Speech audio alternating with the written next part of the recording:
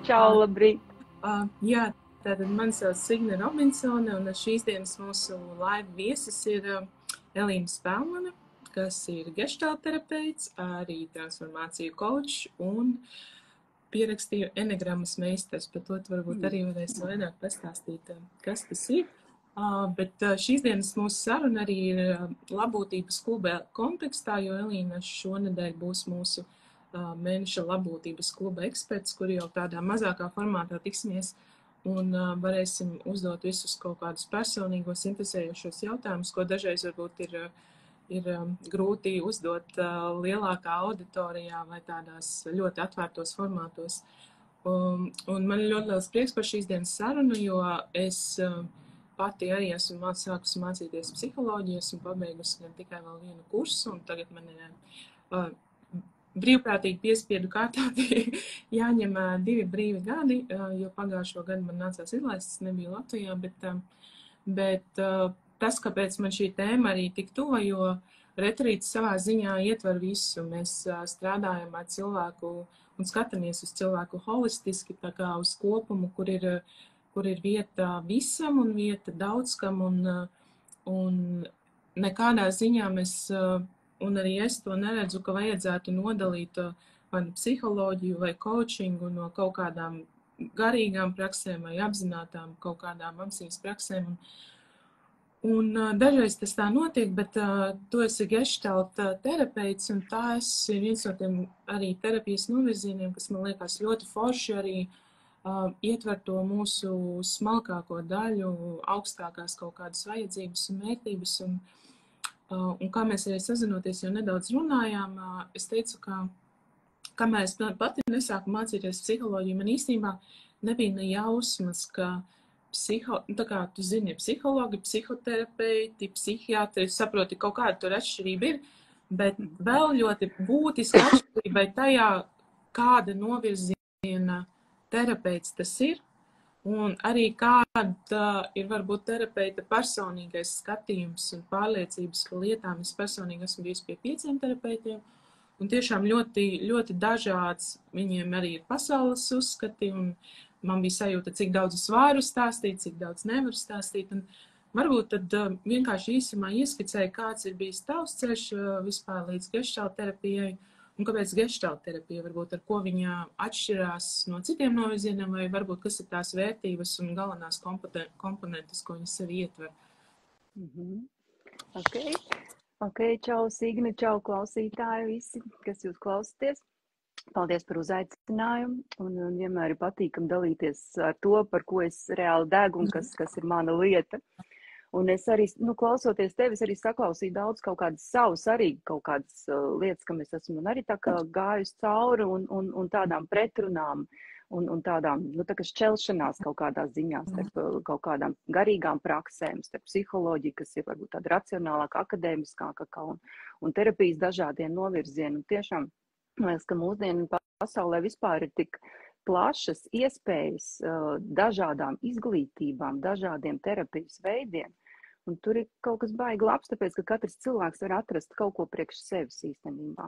Jo mēs esam katrs ļoti dažādi un unikāli. Un pasties, tev arī savs ceļš, ka tu sastopi 5 terapeits, kamēr tu atrod to savējo. Un tas ir tā foršā lieta, ka var izvēlēties.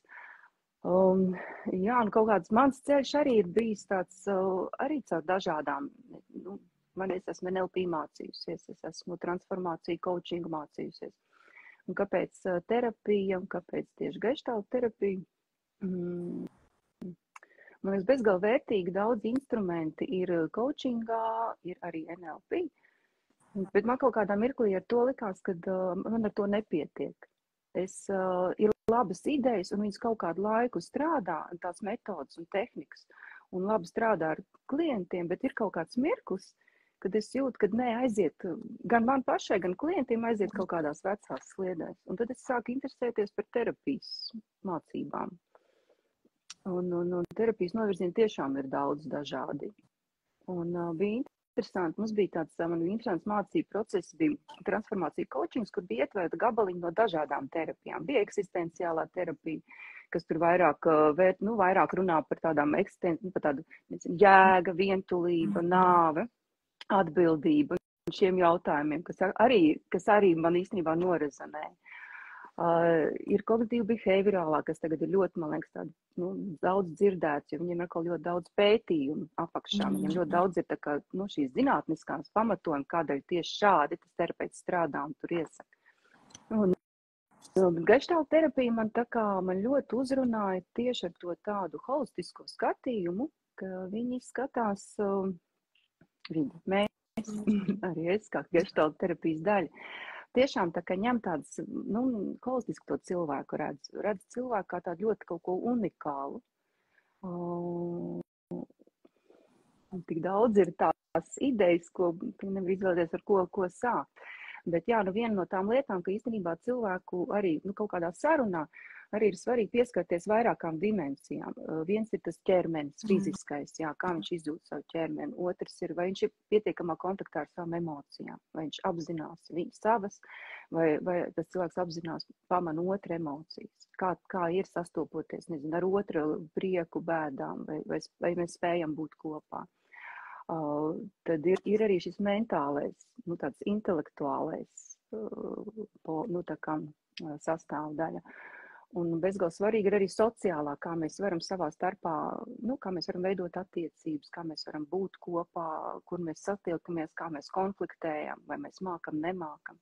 Un tad ir tā 5. dimensija, kas ir šī garīgā dimensija. Un tā ir, ārkārtīgi, man liekas, svarīga. Un cilvēks ir kaut kas vairāk. Un ir tā tiekšanās pēc kaut kādas, kas ir vēl vairāk, kas ir vēl vairāk par to, ko es gribu, tu gribi, kas ir vēl vairāk, ko var, cilvēks labā darīt, vai kas ir vēl vairāk, kas darbojās manā dzīvē, ko es varbūt neapzinos. Un tas ir svarīgs moments īstenībā. Un tādēļ es kaut kā redzu, ka tas viss var apvienoties. Es nekādā veidā, neredzu, ka tas kaut kā šķeļ. Un cilvēki meklē šos veidus, kā apvienot tos savus idejas. Jā, jo man liekas, tā kā arī tas, ir tas vārds holistiski skatīties cilvēku tā kā uz kopumu, un man liekas, šī pēdējā komponente arī, ko tu minēji, viņa pēdējā laikā, vismaz manā pat draugu un paziņu lokā, kur sanāk viņa, es pat nezinu, nevarētu tur pēdējošākajos sapņos iedomāties, ka viņa būs klātesoša, bet viņa kļūs svarīga ar vien vairāk un vairāk cilvēkiem. Un tas, man liekas, kaut kāda tā lielā pārmaiņa notiek, un ir forši, ka ir arī tīri tā kā, ja ir sajūta, varbūt, ja kaut ko ir jāsāk un jāiet, vai kaut kur gribās iet, un tā kā liekas, ka piemērotākā varētu būt tā psiholoģija vai terapija, ka ir arī tie novirzieni, kuri atļauj tev nākt arī ar šādām savām vajadzībām vai bailēm, šaubām, pieredzēm un viņas kaut kā integrēt, jo es arī pati esmu bijusi, tā kā es arī esmu citos laivos varbūt minējusi, bet es arī esmu mācījusies astroloģiju un nepraktizēt priekš sevis. Bet, kā tu aizēji pie psihologa un, ka tu tā kā piemini, un tad saproti tā kā, šito nevajadzēja. Un tad, ja es būtu aizgājusi pie viena, tad man liktos, ka tāda ir psiholoģija. Okay, varbūt cilvēks vai tāds. Vai cilvēks tāds, jā, bet ka tiešām, ka ir svarīgi arī iziet to ceļu un atrast sev piemēroto, jo arī psihologu vidū šobrīd tiešām ir daudz, kas jūs forši integrē arī dažādas prakses, un šī garīgā komponente ir tikpat svarīga arī, cik tur fiziskā, emocionālā un visas pārējās. Jā, jo man sastopoties ar tevi, man tā kā būtu bezgalīgi interesanti vispār par to, kas ir astroloģija priekš tevis, kādēļ, un tas taču ir kaut kas par tavām vērtībām. Un es šeit domāju, kāpēc nav iespējams sastapties ar tādu, es nezinu, vai tie ir, es fantazēju, vai tie ir kaut kādi cilvēki aizspriedumi, vai tas ir kaut kas, kas notiek vispār sabiedrībā, kaut kāda šķelšanās, kaut kāda, ir kaut kāds mans tikai viedoklis un tavs, un ja mums atšķirās, tad vispār mums nav pa ceļām. Kaut kas, es nezinu, man liekas, mēs arī jau, kad runājam, kaut kāds tāds fenomens, kas tagad notiek ļoti izteikti, es nezinu, ar ko tas ir saistīts.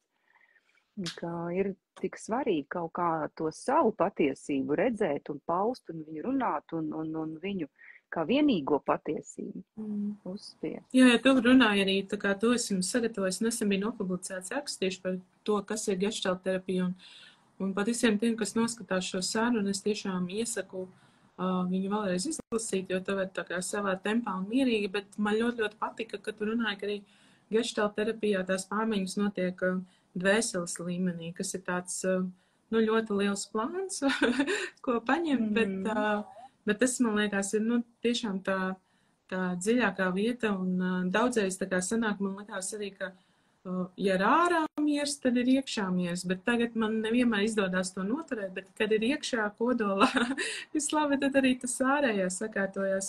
Un tu runāji daudz par arī tajā rakstā par to, kā geštāla terapija strādā ar to, lai atpazītu un attīstalētu kaut kādus paternus, programmas, uzskatus, pieņēmumus, kas īstenībā nav mūsu. Varbūt tu vari vairāk pastāstīt par to, jo man arī personīgi tas ir, man liekas, bijis kaut kāds lielākais transformāciju katalizators. Tieši saprast, ka tas, kas man likās, kas es esmu, es īstenībā tā neesmu. Es pat nezināju, ka tas vispār nav mans, un tad kas tad ir mans? Jā, tad kas tad es esmu, ja man paņem nost viss šīs daudzās tā kā uzinstalētās programmas. Nu jā, tas ir tas, kā mēs esam veidoti, ka mēs, nu, kā mazi bērni un kopš zīdaiņa vecuma, tā vide, kas mums ir apkārt, viņi jau spoguļo, kas es esmu, kas es neesmu. Kaut kādā ziņā skatās mūsu vecāki, vīdes skola un tā tālāk, un pēc tam sabiedrība, nezinu, darba kolektīvs, vēl kaut kas mums tā kā instalē dažādas idejas. Kādai man ir tur jābūt, pieņemsim, kādai man kā sievietei jābūt ir kādām lomām, kad man tur jābūt, nezinu, tur tādai vēl kaut kādai. Un man liekas, ka tas ir tas, ko mēs pēc kaut kādiem, nezinu, plus mīnus 30, 40 gadiem mēs sākam atpazīt. Ok, šitas vai vispār tas man der vai neder. Vēl kaut kas. Nu, mēs geštāla terapijā viņus saucam par introjektiem. Respektīvi, tās ir kaut kādas idejas, kuras kādreiz, nu, ja tā varētu tādā metaforiski to salīdzināt ar ēšanu, nu, ka man kāds kā bērnu, man ir barojis ar kaut ko, nu, pieņemsim, man ir devis manā putru, un es vienkārši rīju to manā putru, tāpēc, ka es nezinu, nu, es pat nezinu, vai man viņa garšo vai negaršo, un es viņu rīju. Ok, bet tagad jau man ir, nezinu, man ir pār 40, es jau varu pat izvēlēties sajust, vai man tiešām garšo vai ne, vai vēl joprojām tā ideja man der vai neder. Un tas ir vienkāršāk pateikt, nekā izdarīt. Un tas īstenībā citreiz var būt terapijā ļoti ilgstošs process, jo vēl arī ar ko tāda terapija ir tāds ilgstošs tiešām process. Jo, ja man atnāk klients, un man jau varbūt veidojas kaut kāds hipotēzes, kas pieņemsim, ir viņa kaut kāds tur intervents, piemēram, nu, ka man ir vienmēr jārūpējas par citiem. Un man ir tā ideja, ka tas varētu būt tā pārliecība, kas traucē šim klientam varbūt, nu, realizēt sevi un dzīvot foršāku dzīvi. Bet, ja es to pateikšu sākumā, viņš atkal to uztver, nu, tur būs daudz pretreakciju. Principā tā terapija ir tāds ļoti tāda kontakta veidošana, kur es rādu kaut kādus situācijas, rādu vidi, kur sāk klients pats pamanīt šo. Un tad, kad viņš sāk pats pamanīt, viņš bāc, jā, kāpēc es vienmēr par visiem gribu rūpēties? Un tikai tad, kad viņš pats ir to pamanījis, tad arī kaut kā tā transformācija var notikt, jā. Tas noteikti, arī, ko tu esi sevi pamanījis, vai ne, kad tur ir kaut kāds maģisks mirklis, kad saslēdzās gan ķermeniski tā sajūta, gan emocija pārdzīvojums par šo atklāsmi, un pieslēdzās vēl prāts, kā vēl savādāk, taču var arī savādāk. Un tas nāk it kā pat, nu, no tā klienta paša, un tas ir ar tāds terapeita mākslas jautājums. It kā terapeits tur to lauku, bet klients ir tas, kurš rāda visas tās pārmaiņas. Es ceru, ka bija saprotams. Jā. Tas tā ideja, jā.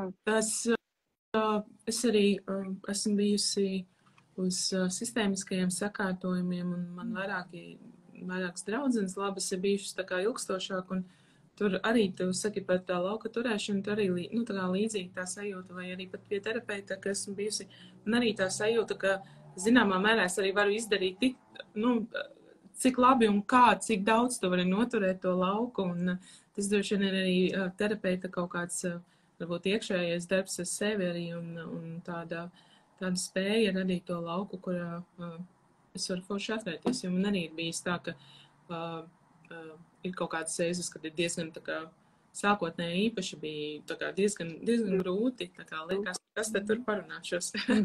Es taču visu tā kā zinu, man jau nav ko slēpt, bet ir kaut kas tāds. Jā, tā ir. Tas ir kaut kāds. Jā, kad neslēp tik daudz no terapeita, bet tu esi pats no sevis tā noslēpis, ka tu pat nezini, ka tu esi noslēpis. Jā, tāpēc vajag vērtīgi, man liekas, arī tādu grupu darbi, jo grupā arī kaut kāds laukā, tur noteikti lido kaut kādas tās problēmas, kas ir vairākiem līdzīgas, un viens ierunājās, otrs sevī to atpazīst, un tad tas grupas spēks labi darbojās. Bet tur arī daudz, kas tiešām no terapeita ir atkarīgs arī, jo tāda interesanta arī pieredze bija, tagad es bija Eiropas geštāla terapeitu konferences Madridē, un tur bija iespēja pabūt dažādos workshopos, kur tādi geštāla terapeiti ar lielu vārdu, un pajust, kā notiek tas, kā pilnīgi tu aizēji pie viena uz to workshop, un pilnīgi tu jūti, tur ir kaut kāds nomainās viss, kaut kāds pilnīgi citās frekvencēs, tu esi pēkšņi tur ar to, kā viņš runā, kaut kādu viņš rada to atmosfēru. Kaut kādu brīvu, vieglu, sāc atklāties, un tas ir kaut kāds. Var to saukt par maģiku, nezinu, to kvantu fiziķiem būs savs izskaidrojums, lauks strādā. Un tā ir viena lieta, ko īstenībā geštāla terapija ļoti izmanto. Viņi atsaucās ļoti uz lauku teoriju un uz to, kas notiek laukā vispār, kas notiek tieši starp klientu un terapeitu. Un kaut kāda tur ķīmija notiek, ka tu ar kādu varbūt terapeitu var atvērties, ar kādu tu nevar. Vai tas ir varbūt klienta tempa jautājums, varbūt kaut kas ar terapeitu, varbūt ar abiem, varbūt vienkārši tam procesam vēl nav laiks, tā kā izrisināties. Jā, man liekas, citreiz laiks arī ir ļoti svarīgs, jo es atceros savu pirmo pieredzi, jo par savām pieredzēm varbūt ir, tā kā visvieglāk runāt. Es atceros, es aizgāju. Toreiz mums noteikti arī varbūt nebija tā ķīmija, bet savstarpējā tāda, bet es atceros, ka viņi toreiz man prasīja, un kad tu dusmojies? Es saku, es nedusmojos, varbūt citreiz raudu vai nezinu kaut kā, bet tā es vispār neesmu dusmīga. Nedusmojos. Nē. Tad pēc pāris gadiem, vairākiem nekā nedaudz pāris, varbūt pagāja jau kaut kā 4-5. Tā kā es atklāju tās savas dusmas, un tā ir tā iekšējā gatavība, jo tādā mirklī es viņai nemaloju. Tad man tā likās, tā kā es tiešām tā domāju, bet tas bija tā bija tā mana gatavība sastapties ar savām dusmām. Tad man vēl nebija. Bet tas bija kaut kāds pirmais moments, tāda iniciācija, ka vispār iesēja doma, ka varbūt tomēr ir tās dusmas. Jo līdzīgi kā tu saki par dusmām, man tas ir par kaunu. Jo ar kaut kādā vienā seminārā es atminos, bija uzdevums uzrakstīt visas situācijas, kuras esmu jutus kaunu. Es tā bāc, vispār, es vispār nekad nejūtos, es esmu droši, es tur var auditorijas priekšā, toreiz bija kaut kāds laiks, gāju, tur uzstājos, un tad vispār nav kauna. Un tikai pēc tam laika gaitā es saprotu, ārprāts, viņš ir tik noslēpts, tur tik iepakots, kad es pat vispār nepieļauju tādu domu, ka es varētu šo izjust. Un tad pamazām, un kā ar to kaunu tad strādāt, jā, tā ir, jā. No sākuma viņš ir ļoti neapzināts kaut kāds tas moments, un viņš ir ieslēpts, un pamazām viņš četina un iepazīst. Un tam vajadzīgs laiks, jā, ļoti labs tāds piemērs, jā. Jā, pa kaunu man bērni atpako daudz ko. Man ir 2-gadnieks un 3-gadnieks, mēs bijām, bija tā trakā dienas svētdiena, ka bija tā trakā vētra un gāziens, un man 2 ļoti aktīvi puikas, un kaut kas viņiem jādara, mēs braucam uz iekšāpu laukumiņu, uz Olimpiju. Un tur, protams, tā kā 100 cilvēku, jo visi domā līdzīgi kā es, kaut kas tiem aktīvajiem bērniem jādara. Un tad jau mums laiks iet uz beigām, un manam 2-gadniekam tur ir tādi kluči, no kā var celt mājas, un viņam vienmēr patīk, vienalga, kurš šo māju ir uzcēlis, vai tur kāds ir, viņam patīk viņu pieskriet, izjaukt, un ļoti jautri, var sakot. Un tur bija tāds tētis, kurš ir tāda, laikam viens puika, viņi tā ļoti smuki to lielu to māju cietoksnīti vienalga sauc, kā grib ir uzcēluši, un viņiem tā pa katru cenu vajag to māju izjaukt, un es viņiem tagad saku, Eliot, ka nevar, mēs varam uzcelt citu māju, kur uzcelsim tonīti, ne, viņam vajag tieši to māju.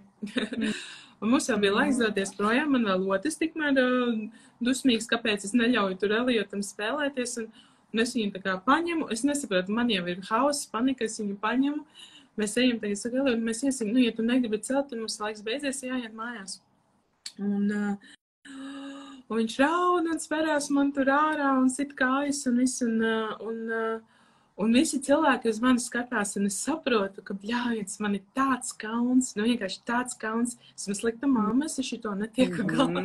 Visi uz mani skatās, man ir bērns, kurš vienmēr... Visu uzmanību, visi tagad, vai ne? Tā kā, un tur cilvēki nāk, mums ir viss labi, tur administratori suliņas, un es sapratu arī, ka bļāviens, man bija kauns, tā kā, es saprotu, ka tur tā situācija... Tas tik foršs moments, kad tu viņu apzinies, tas jau ir, man liekas, ritīgi krūti.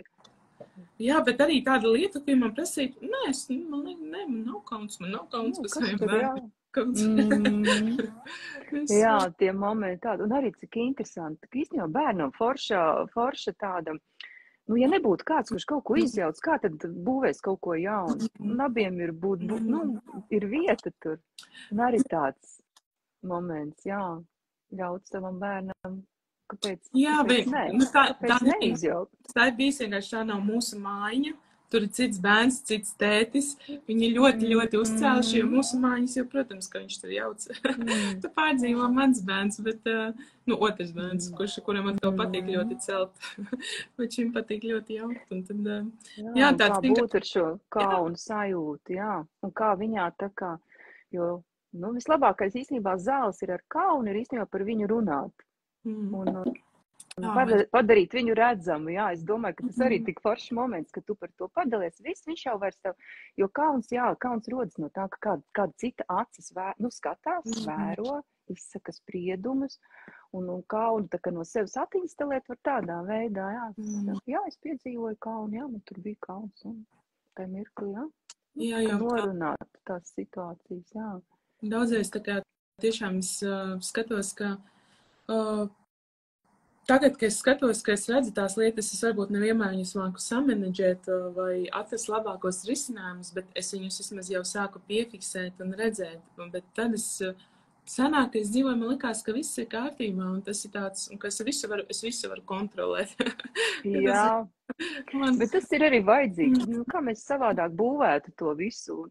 Līdz tiem, kad Rubens kaut kad tik forši, man liekas, pateica viņam tā ideja, kad ir kaut kāds, man liekas, pusminus līdz 30 gadiem, mēs taču vienkārši, mēs gribam ambīcijas, mēs uzkrājam visādas tur pārliecības, kas mums ļauj sasniegt mērķus un ejam un attīstam un daram un visu, ko un nejūtam kaunu, mēs daram pāri savam kaunam, mēs viņu nogrūžam kaut kur.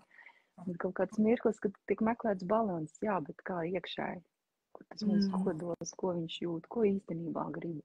Un tad tur sāk pamanīt, Un tad var vispār arī tādā bedrē iekrist. Priekš manis tā ir bijis, Tu sāk pamanīt, šitas, un vēl šitas, un vēl šitas, un vēl tas.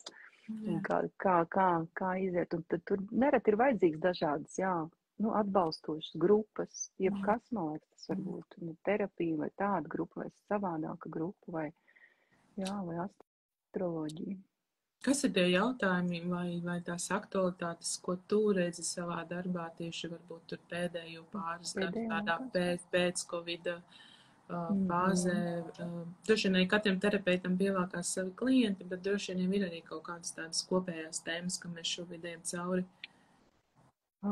Ir gan, un viena lieta, es domāju, ka ir diezgan cilvēki, tas, kas ir noticis, gan Covid, gan karš, viņi ir ļoti sitas ārā, tā kaut kādus tos drošinātājus, tādās ļoti, pamatus, tādās jaudīgās tēmās kā nāve, veselība, tuvinieki, pieņemšana, atgrūšana, brīvība, ko var un nevar. Daudzas tādas lietas, kas sašūpo kaut kādas vērtības arī cilvēkos un liek dziļāk sevi ieskatīties.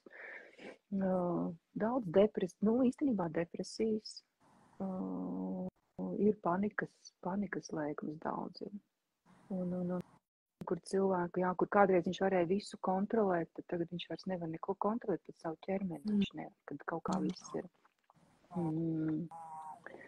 Kaut kāds arī konflikti daudz, kaut kas par to, kā būt, kā atšķirīgiem. Pie tā, ka mēs esam atšķirīgi, domājam atšķirīgi, kā tomēr mums būt kopā un būvēt kaut ko kopā. nedodedzināt tiltus.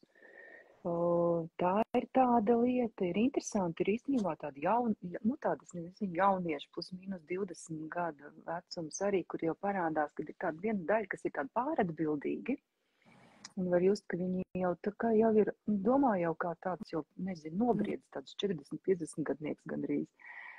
Un ir tāda daļa kā jaunieši, kas ir tik ļoti, var just, ka viņi ir tik ļoti bijuši saudzēti, un viņiem nav tās īpašības, tas ir silence, izturība, pārvarēt grūtības, un cik viņiem, ka viņiem vajadzīgs tik ļoti tas atbalsts vēl joprojām, un tāpat laikā viņam ir jāvirzās savā dzīvē pašam uz savām kājām. Nu, tādi jautājumi laikam man nāk prātā, tādi, kas ir aktuālāk, bet īstenībā tāda depresija, kas pat netiek apzināta diezgan bieži, jā. Un par to depresiju, tā ir, man liekas, ļoti top tēma un no dažādiem skatu punktiem piedāvā dažādas risinājumus. Kā tu redzīji savā praksē, cik, teiksim, viņu strādājot tīri terapeitiski, kā ar viņu var, dīlot droši vien? Nu, arī tā dažādi ļoti, atkarīgs no tā, vai, tā kā arī medicīna saka, ir tā, kā tā depresija cēlusies, noteikti ir jāskatās, vai tā eksogēnā, kas var būt un endogēnā, respektīvi, vai tā depresija cēlusies no kaut kādas iekšējas ķīmijas kaut kāda trūkuma, un viņa bijusi jau kopš jaunības, kopš bērnības, vai tas ir kaut kādu notikumu rezultāts. Ļoti bieži tas ir kā izdegšanas, ir kaut kāda izdegšana, un kā rezultāts ir šī depresija. Ļoti atkarīgs laikam no cilvēka, no situācijas, bet viņš kā reiz arī diplomdarbu rakstīja par šo tēmu, par depresiju, un man patīk tāds Gabor Mate, kurš tāds superīgs, man liekas, terapeits, un kā viņš tādu foršu grāmatu, daudz foršu grāmatu, un es lasīju tādu labu citātu par depresiju. Man liekas, viņš tā kā ļoti labi atklāja, kas vispār ir depresija. Kad tas cilvēks, kurš pārdzīvo depresiju, tas ir līdzīgi tā, kā viņš mēģina bumbu ar visu spēku spiest baseinā ūdeni un noturēt viņu. Un tev ir katrs... Es šito tieši vakardien tieši šo klausījos, ko viņš teica šo citātu, Jā, un vienkārši man liekas, šo citātu var tik labi sajust, ko tas cilvēks jūt, jo tas, ko viņš nospiež lejā, tās visas ir smagas, grūtas, vienalga kāda tās ir emocijas. Viņš mēģina viņas nospiest, noturēt, lai viņas neiznāk uz ārā, jo ja viņš palaidīs vaļā, tad kas tur būs. Tad varbūt varat vēl vienkārši to principu pastāstīt tiem, kas klausās, un lielākā daļa droši vien klausīsies vēlāk pat kaut kad, bet, kā tā filozofija par to bumbu? Tā ideja arī, un kā arī Geštalts uz to skatās, kad depresija, principā, tur ir ārkārtīgi daudz iekšēji emociju, kuras ir tā kā nospiestas. Un tur var būt viss kaut kas, tur var būt, ļoti bieži tas ir aizvainojums, tas ir neizteiktas dusmas, tur ir naids, riebums, viss kaut kas, ko kaut kādu iemeslu pēc nav bijis iespēja izpaust uz āru. Un tas cilvēks, viņš ir rādis to tā kā konteinerēt, visu laiku spiest, noturēt, un viņš to spiež uz leju. Es esmu mierīgs, nezinu, varbūt pat ar meditāciju, vēl kaut kādu palīdzi, viņš tā kā neļauj. Dusmoties ir slikti, arī kur intrēks, arī viens no tādiem uzskatiem, ka dusmoties slikti, tev jābūt labai, tev jābūt pieklājīgai.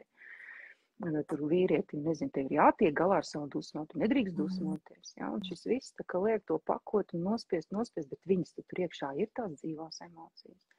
Un ja tur gadiem ilgi tas viss tiek nospiest, tur kāds aizvainojums, viss tiek pakots, tik ārkārtīgi daudz enerģijas uz to aiziet. Kāpēc depresijiem cilvēkiem, kāpēc viņi ir apātiski, nav spēka, nav enerģijas vispār.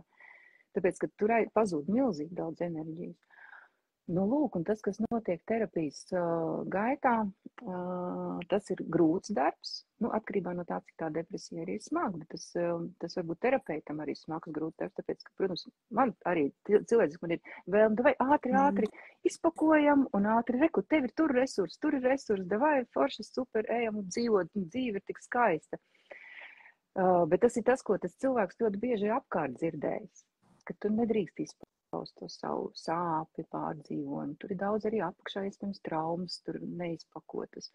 Viņam ir jādod lauks, vieta, un tas terapeitam ir vienkārši ar viņu jābūt tajā, es atvainojos, tajās sūdos iekšā, un vienkārši viņos jādzīvo kādu laiku, līdz tas tiek, tā kā izpakots, atpazīts, nolikts nost, izrieģēts. Un tad pamazām jau tur ir vieglāk elpot. Pamazām jau tā bumba paliek mazāk. Viņa vairs nav tik šausmīgi jātur un jāspiež. Viņa var palaist vaļā. Viņa kaut kur izlido, kaut kur. Un ļoti bieži cilvēki, viņas kāpēc tuvinieki par to neko nezin. Viņi ir tāds aizliegums arī tuviniekiem izpaust. Tas bieži, kā tavs tur sieva vīrs zina par to, kā tu jūties. Nē. Un tiek veidot arī tādu masku, tur visu tieku galā, viss ir labi. Ka tuvinieki pat ļoti bieži nezin, kas notiek. Tāds, tas process. Un tas process tāds lēns, ilgs un atkarībā no tā. Un tad vēl ir jautājums, vai likt klāt zāles vai nē. Arī kādam ir pieredze ar to farmakoloģiju, kad ir slikta pieredze ar antidepresantiem, tāpēc, ka tur viss paliek palēks. Tad vismaz bija skumjas, tagad vairs nav nekā. Un kā būt ar to? Kad pielemt, kad izvēlēties zāles, un kad tomēr nē, kad mēģināt pašu spēkiem tikt galā. Tāda, ļoti individuāli. Jā, viņi tiešām šobrīd ir daudz arī zāles, arī zāles jau tiek izrakstīts ļoti jauniem cilvēkiem, teikšu bērniem, kas ir diezgan traki, bet tu pieskāries vēl vienai interesantai tēmai, nestāstam tuviniekiem, bet ko darīt tad, ja tuvinieks sāk par to runāt, jo es to varu arī vienkārši no savas pieredzes dalīties. Ja tuvinieks ir tas, kuram ir depresija, un viņš sāk... Ja tuviniekam vienalga depresija vai dusmas vai tur nezinu, tur viss ir pa daudz, es netieku, varbūt vai netieku galā, vai man ir bailes, vai tiešām, man liekas, dusmas daudz ko uz sevi paņem, tā emocija, tur varbūt daudz kas apakšā, bet kā rīkoties ar tiem tuviniekiem, kuriem ir tas cilvēks, kurš ir sācis ar sevi strādāt, un viņš ir nonācis līdz tam punktam, ka viņš ir gatavs dalīties. Jā, man riktīgi, īstenībā man riktīgi grūti, vai nestrādā, vai esmu tik dusmīgs, tik ilgi esmu bijis dusmīgs, un tuviniekam droši vien arī tur sākās vai panika, vai vaina, vai labota, vai kā šito mēs tagad risināsim. Jā.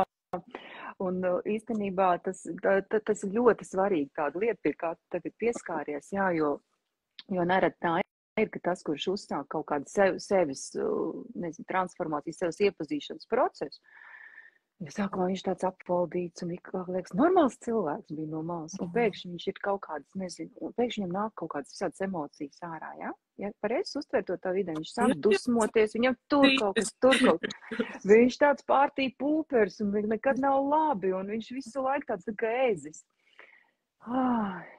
Jā, es saprotu, par ko tu runā. Es tam pati esmu gājusi cauri, man liekas, interesanti, kā manējie tuvinieki ar to jutušies.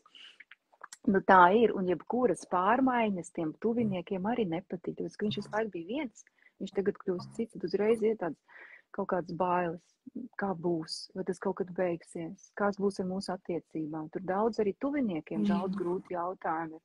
Es domāju, ka šeit ir jāuztver tas, viens jāsaprot, ka viņam ir savs process, un kaut kādā ziņā tas viņa process, pieņemsim, mans tuvinieks tāds paliek, tad tas viņa process kaut kādā ziņā viņš ir saistīts tikai ar viņu. Es tur viņam varu kā triggers kaut kur trāpīties pa ceļam, viņš tur var izdusmoties arī uz mani, bet kaut kādā ziņā tas ir viņa process, un tas man iedod tādu atslābumu. Tas ir viņa process.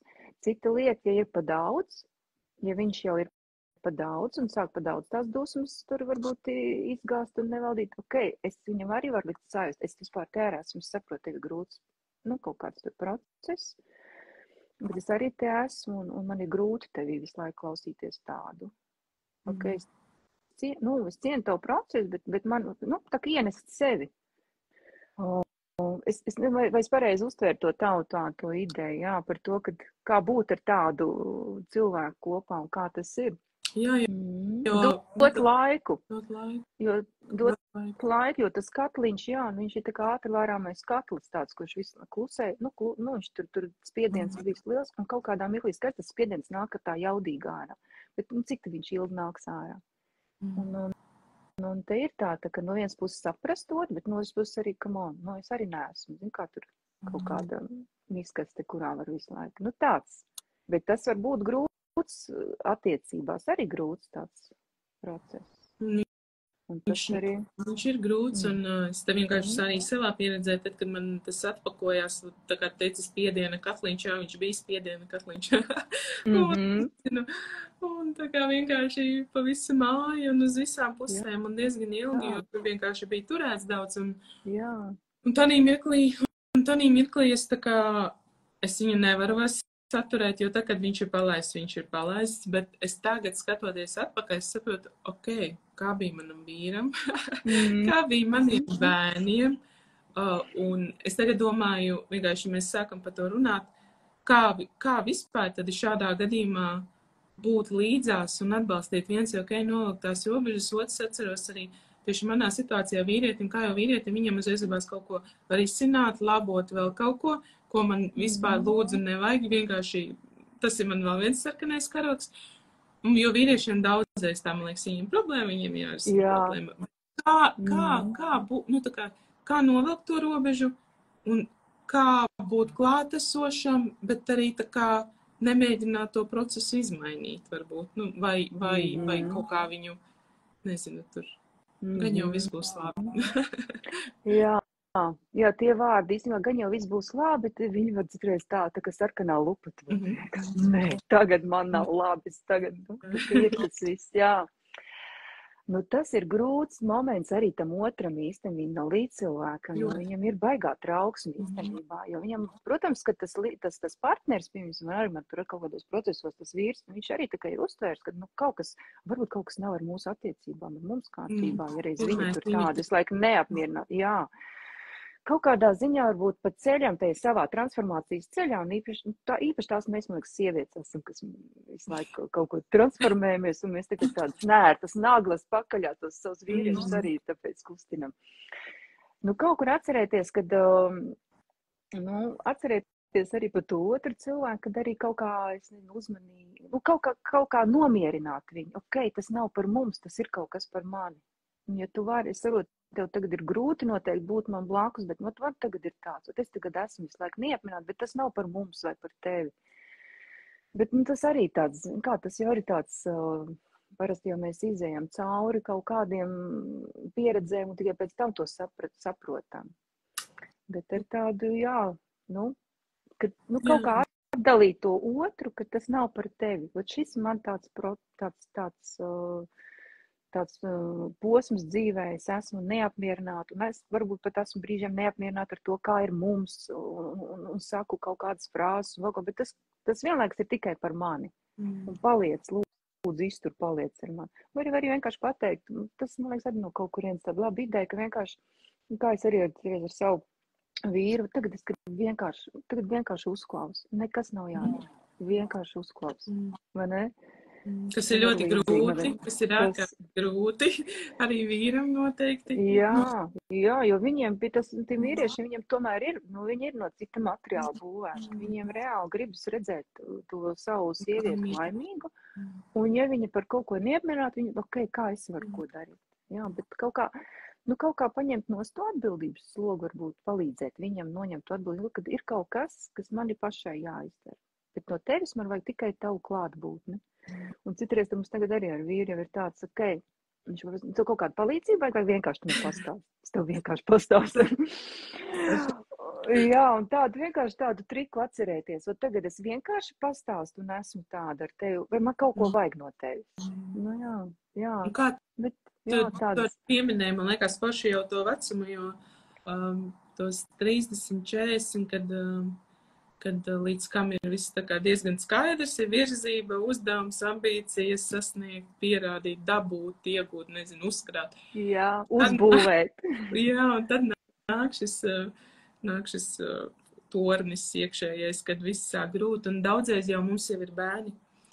Un kā šajā gadījumā tieši arī dusmas, kā ar viņām runāt un komunicēt un izrādīt, neizrādīt ar bērniem, jo es tieši arī nesen satiku draudzeni, kur arī ir lielāks bērniņš un mazāks bērniņš, un viņai tagad tas nāk arī, nu, tā kā nāk ārā, un tad lielākais bērniņš jūtās tur vainīgs, varbūt atbildīgs, kaut ko grib labot, mazais bērniņš satraucās, viņa arī jūtās vainīga, tā kā, un ka lielai, nu, tā kā, tur tas nav tikai tās dusmas, tur būvējās vēl tāds virsū, bet kā par to runāt ar bērniem, un cik daudz runāt, un cik daudz rādīt, vai nerādīt, jo, nu, mēs zināmā veidā te jau veidojam viņu skatījumu un miedarbību ar šo emociju. Un kā viņi reaģēs, kad viņi jau tā kā reāli kā spogulīši tur mācās to visu.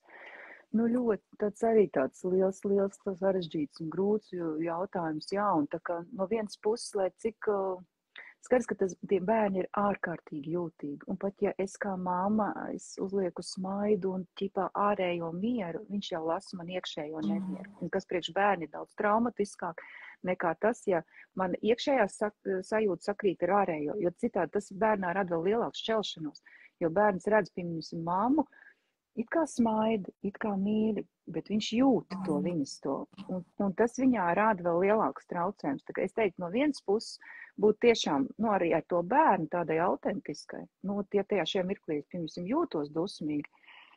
Protams, ir tas moments, kad mazi bērni, viņi visu uztver personīgi. Viņi ir tik šausmīgi, viņi visu uztver personīgi. Un tas ir tas, kā mēs katrs esam dabūjuši tās savas traumas, tāpēc, ka bērnībā es nesapratu, ka tas ir par manu māmu un tēti. Es domāju, ka kāpēc es esmu tur kā galvenā, centrālā. Un tas moments, jā, ka viņi visu sev, vienīgi, es domāju, godīgi, nu, atbilstoši vecumam, godīgi runāt. Es tagad esmu dusmīga, bet tas nav ar tevi. Es esmu dusmīga par to un to un to. Nu, vienīgais.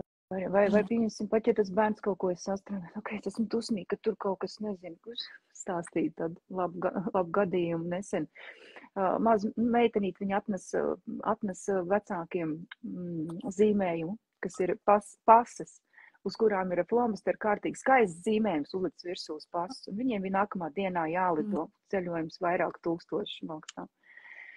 Un tajā mirklī, ko? Nu jā, nu skaidrs, ka es priecājos par to zīmējumu, bet es esmu ārkārtīgi dusmīgs, ka mēs tagad nekur nevaram aizbraukt. Es domāju tādu godīgumu, kur tā, ka tiek, nu, ja spēj tajā mirklī, kad ir tās emocijas, tad šādi tā kā godīgi tam bērnam, jā, jo tas arī bērnam ir vērtīgi. Jā, var dusmoties, arī es drīkst dusmoties uz citiem. Arī tas ir ok. Nu, tās ir tādas arī svarīgas un cienījamas emocijas. Un kā ar viņām būt? Un tad viens ir tāds mazo bērnu periods, bet pēc tam nāk pusauģi, kur ir milzīgi daudz dusmas, un kur ir vispār, nu, man arī pieredze ar saviem maniem pusauģi. Lielāk, mazāk, un tur vēl vairāk viņi izvēlk iekšēji tās dusmas, un kā tur būt, ka viņš dara visu, lai tu uz viņu dusmotos. Tāpat laikā viņš tik klusiņām apakšā grib būt vēl tas maziņais samīļotais, bet viņš darīs visu, lai tu viņu nemīļot un nemīlētu. Un jā, es domāju, ka vienīgais tā, jā, kā cienīt to savu emociju tajā mirklī un godīgi pateikt, jā, tam bērnam, kā es patreiz jūtos, par ko es esmu dusmīga. Nu, man arī tur pusaudz, mani tur laik pa laikam, tu esi dusmīga uz mani? Cilkā, jā, es esmu dusmīga par to, nu kā var par to nedusmīga, bet es tev vienlaikus, jā, es tev daudz mīlu, un es tur pēc 5 minūtēm to aizmirsīšu. Bet tagad es jūtos dusmīgi.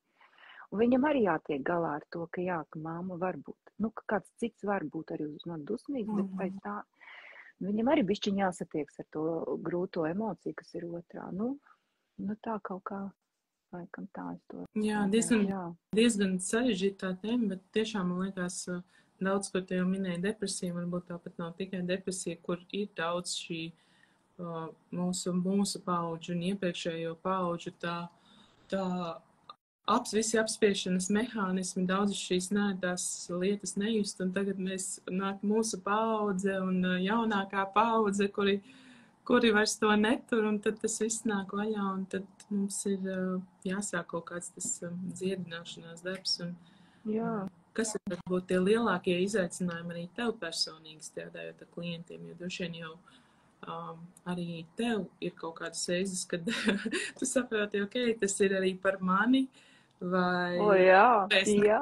ko darīt. Visforšākie klienti, ka atnāk kā pilnīgi spoguļi, un es redzu ārprāt, es taču, vai tagad, vai kaut kad es esmu šādi patbies.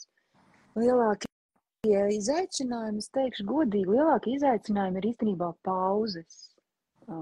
Pauzes un dot, jo man arī kā terapeitam ir kaut kāda mana pieredze, un es arī, it sevišķi, kad es dzirdu līdzīgu stāstu, man jau tā ir kaut kāda tā hipotēze, un tā kā liekas, jā, nu vai mēs ātri es tevi izārstēšu. Nu tā ilūzija, ka es palīdzēšu, izārstēšu, un tas ir tas, kas nedrīkst un nevar notikt terapijā, jo ir jādod laiks cilvēkam, lai viņš atnāk ar to, kāds viņš ir unikāls. Un ļoti bieži terapeitiskais process ir tajā, ka kāds viņā klausās, ka es reāli klausos, ko viņš stāst, nevis klausos ar domu, ko es viņam atbildēšu, kā es viņam palīdzēšu, ja? Tad nē, vienkārši klausīties, iedot laiku, telpu tam cilvēkam, ka viņš lēnām atverās, viņš lēnām pats sevi iepazīst, un man ir interesi par viņu. Un tā kā, jā, protams, un tāda mans lielākais klupšanas akmens, ka gribas palīdzēt, un gribas kaut kā to atbildību palīdzēt viņam nest. Nu, tas ir grūts moments, jā. Jo, jā, kaut kādas situācijas, kam pat es esmu gājusi cauri, kaut kādas, nezinu, tādas visādas, jā, momenti, tie skaidrs, kad mēs mēdzam terapeiti arī viņos iekrist, bet mums tāda labā lieta, mums ir tāda lieta kā supervīzijas. Ja tikko ir kaut kas, ka es jūtu, ok, tas varētu būt mans gadījums, un kā es tagad viņam, kad ok, bišķiņ, jā, es atkāpjos, aizēju pie savu supervīzoru, izrunāju, ok, pamanu, ka ne, tomēr viņš ir cits. Un jā, mēs arī terapeiti esam tādi cilvēki ar savām emocijām, ar visu savu stāstu. Jā. Tu esi kādreiz domājis, kāpēc tu dari to, ko tu dari? Esmu, jā, un esmu tā kā, man laikam, jā, man tā kā, man ir interesanti cilvēki, man ir interesanti otra pasaule. Man viņš ir interesants, tas ir viens noteikti. Man ir interesanti, kā viņš būvē, un man ir reāli tāda ticība, ka katrs cilvēks kaut kādā iekšēji tādā savā kodolā ir ārkārtīgi unikāls, brīvs, skaists, un viņš var dzīvot foršu dzīvi, un es kaut kā, tā lieta, ko es gribētu, ka palīdzēt viņam ieraudzīt sevi un palīdzēt atrast savus kaut kādus, savu, nezinu, savu saplēstību, savu skaistumu, savu unikalitāti, visu to, un ar to tā kā baudīt dzīvi. Pašos pamatos laikam kaut kas ir tāds, jā.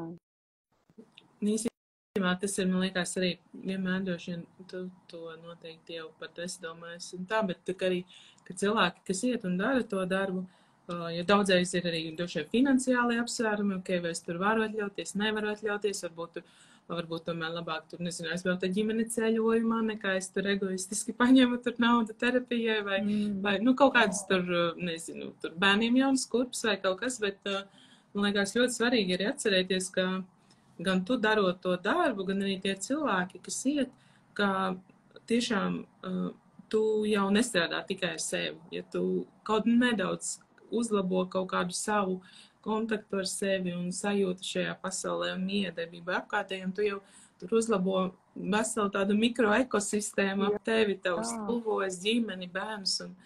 Un daudzreiz tas vienmēr īsībā tas darbs, tas nav tikai par mums. Mēs caur darbu ar sevi palīdzam vēl daudziem citiem.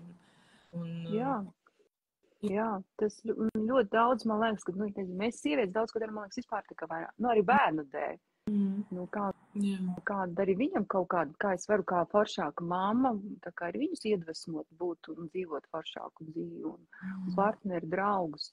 Jā, noteikti. Un kaut kas viens, kas mainās, tas ir arī no lauka teorijas, ja viens elements mazliet pamainās un sāk darīt kaut ko citu, nekas vairs nebūs kā agrāk. Tas noteikti ietekmēs. Un ja pat citreiz, sievietēm ir grūti, viņam partneri īsti negrib iet uz kaut kādu pašu izaugsmu, negrib strādāt pie kaut kā. ok, viņš grib vai negrib, viņš tāpat tur nokļūst. Tāpēc, ka es sākšu mainīties un es kaut ko sākšu darīt. Un tas arī viena lieta, man liekas, kas tādās terapijas vai coachinga praksēs, kāpēc mēs tur aiziem? Tāpēc, ka sākotnēji bijis kaut kāda arī, mana vajadzība kaut ko risināt, saprast, risināt, kaut ko uzlabot, nezinu, mana interese, mana vilkuma un to savu kaut kādu pieredzi. Un kā tas ir man pieredze, palīdzējis, tas ir iedvesmo tā kā, to dot citiem. Un tas ir tas arī, jā, noteikti tur ir samudžināts gan tas, kā man tas ir palīdzējis, un tas ir nostrādājis, un gribas to parādīt. Redz, jā, tas strādā, to var darīt arī. Jā, tā kā. Tu pieminēji arī, tev arī tavā bio rakstīts Instagramā, ka tu arī transformāciju coach un ar enegrammu strādā, un varbūt vari pāris vārdos ieskicēt, kas ir vēl tie novirzieni, kā tu darbojies, vai varbūt tu vispārēji to visu miksē kopā sesijās, vai vienkārši pastāsti, kas ir vēl tās lietas, vēl.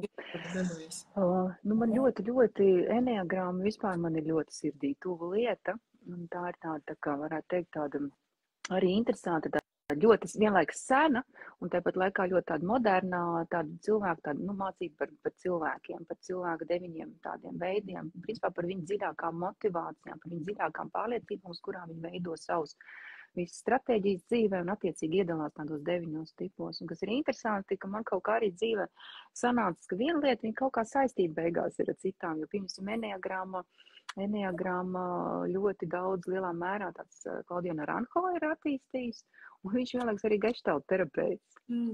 Un daudz geštalta terapeiti vispār ir pazīstami ar eneagrammu, viņi izmanto, un viņi arī tādi, kas labi sajiet kopā. Un eneagrammas teikt, viņš ir tāds katalizators savā attīstībā varētu būt.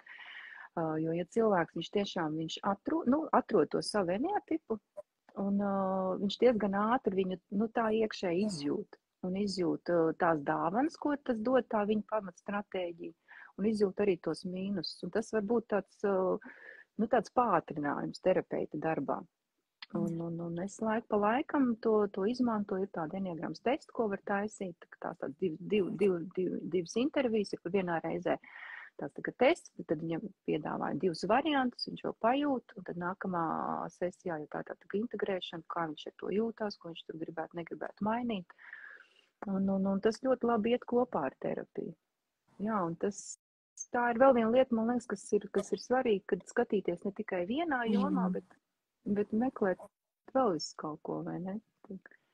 Un tu redz, ka vienkārši tās lietas viņas pārklājās tik ļoti kaut kur. Ka nav jau tikai viens psiholoģija vai tikai astroloģija. Es zinu, ka lieliski astrologi, kas ir psihologi, man liekas, tas ir superīgākais salikums. Kā šo astroloģiju tā forši pasniegt otram cilvēkam uz psiholoģiju balstoties. Jā, tā bija arī mana doma sākumā, ka es sāku mācīties psiholoģiju. Sāku sapratu, ka es nevarēšu strādāt par psihologu, bet sākotnēji tiešām bija doma tad likt tās zināšanas kopā, jo es pat par Jungu esmu lasījusi, ka viņš tajos gadījumos, kad nav varējis saprast, kas notiek, viņš vai ļoti sarežģītos gadījumos, viņš skatījies astroloģisko karti un mēģinājis atšķitināt, kur tad ir kaut kāda motivācijas vai cēloņi vai kaut kādām rīcībām vai notikumiem. Tāda, jā, man liekas, tā spēja skatīties plašāk. Tiešām, jā, un tā arī tā retrīta doma, ka ok, mēs esam nākuši no diezgan skaidriem boksiņiem, tādām kastītēm, kā šī pasaule funkcionē, bet ka viņu nav jau visam jātic vai visam jāpiekrīt vai viss jāpraktizē, bet vienkārši atvērti skatīt. Atvērti, jā. Un kamēr tu neesi pamēģinājis, tu jau pat nezini, man liekas, cilvēkiem arī tas, ka viņš nav pamēģinājis, viņiem jau ir viedoklis. Par to man veidojas viss tāds, es pilnīgi jūtu, ka man ceļā bāc. Tu pat neesi pamēģinājis, saka, nē. Īpaši, kamēr pusaudz negrib kaut ko ēst, tu pat neesi pagaršojies. Bet jā, bet atgriežoties pie tā nopietnākā tēma, jā, tā kā, man liekas, ieguvējs ir tas, kurš viņš pamēģina, tiešām pagaršojas, tas dara vai nedara. Un ir, mūsu pasauli patreiz viņa pieprasa vienkārši. Viņa pieprasa to, ka tu skaties no daudziem rakursiem un tu liec to visu bildu puzli kopā no tiem maziem gabaliņiem. Un daudz pašam domāt, nevis ļaut, ka tev kāds veido priekšstatu tur izmantojot visus sociālos rīkus. Jā, tā kā man liekas forši tā retrīta ideja, ka tur var cilvēks, viņš var atrast dažādus pieejas, dažādas veidus, un tā ideja, man liekas, ļoti, ļoti. Jā, jo man liekas pat ne tikai par dažādiem cilvēkiem, bet pat dažādos dzīves posmos mums rezonē citādas lietas vai citādas prakses vai kaut kādas citādas vajadzības, un vienā mirklī man bija vajadzīgs tas, tad man ir tas, tagad man ir divas šitās lietas vajadzīgas, un pēc tam varbūt būs vispār kaut kas cits, un kādā mirklī es atkal atgriezīšos pie pirmā, bet kā vienkārši tiešām būt atvērti, un varbūt arī tas, kas der tev, neder man un otrādi, bet skatīties. Kas ir tāda vēl varbūt pēdējā lieta, kāds ir tavs viedoklis, jo daudzreiz, ka mēs ejam un esam šajos procesos, mēs tā kā sākam saprast, ka kaut kas notiek, vajadzīga palīdzība. Mums daudzreiz liekas, un tā ir arī viena no retrīta lietām, ko es jūtu, un es zinu, daudzi piedzīvo, ka viņi ir vieni šajā ceļā kaut kādās, vai tā ir noticis tikai ar viņiem, īpaši, ja tur ir kaut kādas diezgan sarežģītas tur pieredzes, kā, es nezinu, tur seksuāls traumas vai kas arī, teiksim, man ir bijusi, un tad man likās, ka tas ir kaut kas tāds, ka es sapratu, ka tas ir kaut kas tāds ārkārtīgi, nu tāds kauns īpaši, bet tāda es sāku, ka tu sāc runāt un tu saproti, ak, Dievs, tas notiek ar tik daudziem cilvēkiem vienkārši. Kā tu to redzi un kā, tas nenozīmē, ka visiem par visu par šo ir jārunā, jo varbūt tur atnāk arī daudz feedback, kuram tas varbūt nav vispār vajadzīgs, bet kā tu redzi to unikālo pret tomēr daudzreiz ļoti līdzīgo mūsu kaut kādām pieredzēm, sajūtam journey vai ceļojumam, ko mēs ejam cauri?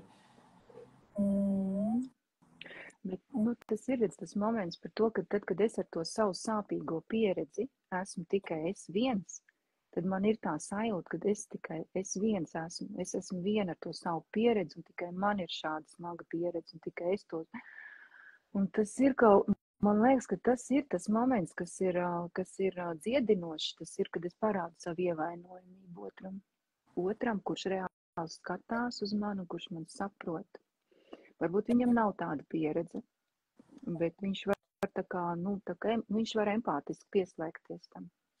Bet ir svarīgs moments īstenībā tas, ko tu saki, dzirdēt un pamanīt, ka jā, tas nav tikai mana problēma, jo tas ir galvā, viņš tiešām tā veidos, ka es esmu viens ar to. Un te ir pārkāpt tam slieksnim un nebūt vienam un iet un runāt, un tā ir baigā drosme vajadzīga. Atrast, ar ko tu vari runāt, vai tas ir kaut kāda draudzene, vai draugs, vai terapeits, vai psihologs, vai tas ir astrologs, bet atrast kādu, ar ko tu vari runāt. Un vēl labāk, ja tās ir kaut kādas grupas, un tad tas, man liekas, ir visdziedinošākais, ja ir tāda grupa, kur ir cilvēki, kas arī kaut ko tādu ir piedzīvojuši. Un caur to, jā, diezgan bieži man klienti, viņš ir ar to savu vienu problēmu galvā, un tad, kad viņš pasaka, nezinu, tur ir kaut kāds pārdzīvojums par bērnu,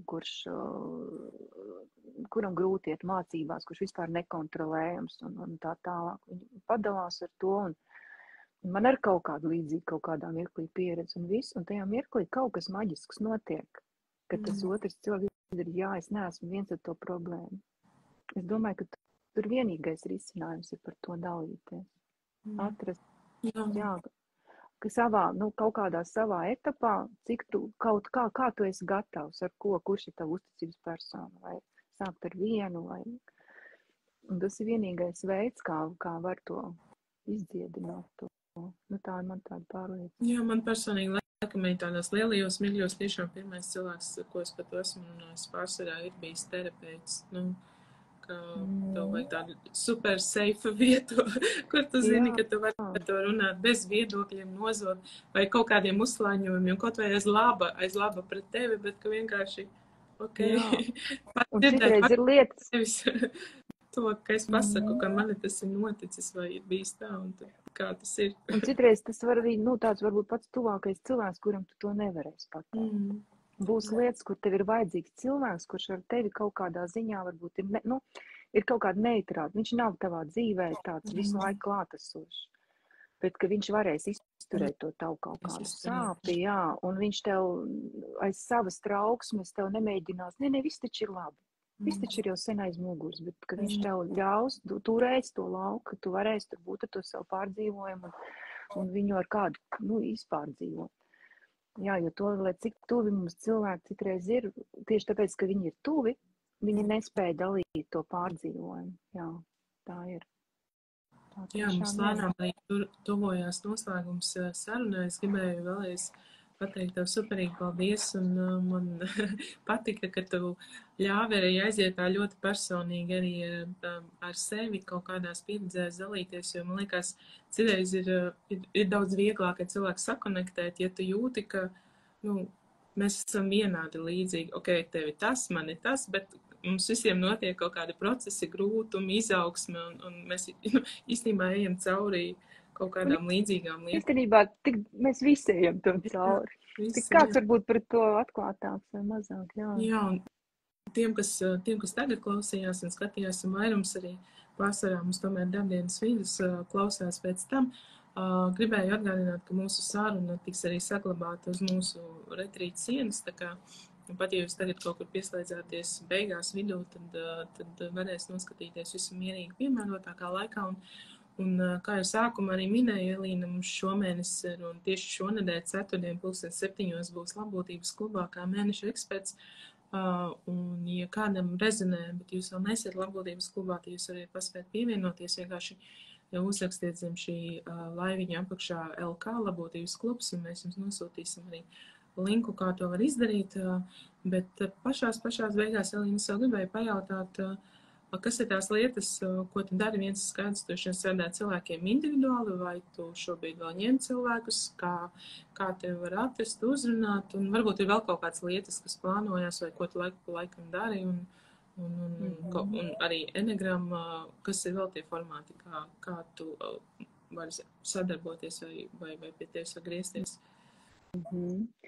Patreiz es vairāk konsultēju individuāli. Man var atrast gan caur Facebook, gan caur Instagram, Elīna Spēlmane geštalta terapija.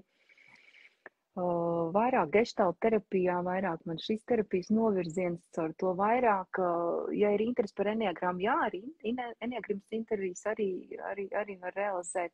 Laik pa laikam es taisu kaut kādas meistaru klases vai grupu nodarbības, pusauģu vecākiem atbalsta grupiņas, kolēģi tur kopā taisījām. Tā kā būs kaut kāda, patreiz tādu projektu nav, bet patreiz individuāli, bet ja kaut kas ir, jā, var pasakot lapai, un tad tur arī visu informāciju parādīs. Tur Instagramā vai ir Facebookā pieejama info, ka kaut kāda grupa vai būs? Jā, vai par retrītu arī, tur arī es esmu. Un paldies liels par sarunu, man tiešām bija tāda sirds silta sajūta, tāda atvērta, jauka, silta saruna, un bija ļoti bezgalīgi prieks dalīties.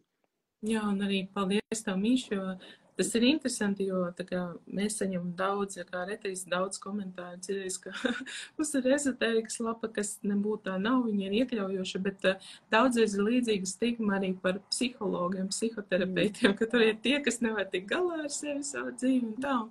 Un es ceru, ka tiešām tie, kas varbūt kādēļ jau šaubījās, ka paklausoties mūs un arī tevi, ka tu esi tāds pats cilvēks, tu ir augšas lejas, mēs visam ejam cauri līdzīgi. Varbūt nevienmēr vienādi, bet procesi ir daudzreiz līdzīgi. Un tiešām, ka tas nav trinieks ne mācīs dzīvot, ne arī, bet vienkārši cilvēks, kurš varēs tev būt līdzās, atvērties, pieredzēt, just un tālāk jau to vari kaut kā iznest arī plašāk pasaulē, ģimenē, bet ka sākotnēji citreiz tiešām vajadzīga tāda drošā vieta, kur vienkārši var būt bez mācīšanām vai bailēm par nosodījumu, jo visiem bez ielikšanas kastītēs, īpaši kastītēs, jā. Kā paldies tev, Mīš, un jā, vēlreiz visiem saku paldies, kas skatījās, un saruna būs pieejama visu laiku. Mēs arī šobrīd esam sākuši jaunu lietu, pie kā mēs strādājam, viņa vēl nav publiskota, bet visas live sarunas būs pēc tam pieejamas arī YouTube'ā un mūsu mājaslapā. Tā kā būs arī daudz vieglāk nošērot kādreiz linku vai aizsūtīt kādam draugam vai paziņam, kam šis būtu jānoskatās. Un jā, tā kā paldies tev vēlreiz, Mīš. Jā, ar Labklājības klubu tiekamies ceturtdien. Un droši vien arī vēl kādreiz kādā citā formātā bija tiešām ļoti viegli un forši ar tevi parunāt. Jā. Tā kā, paldies. Apusēji. Jā, foršu dienu visiem, Yes. jā. Atā. Atā.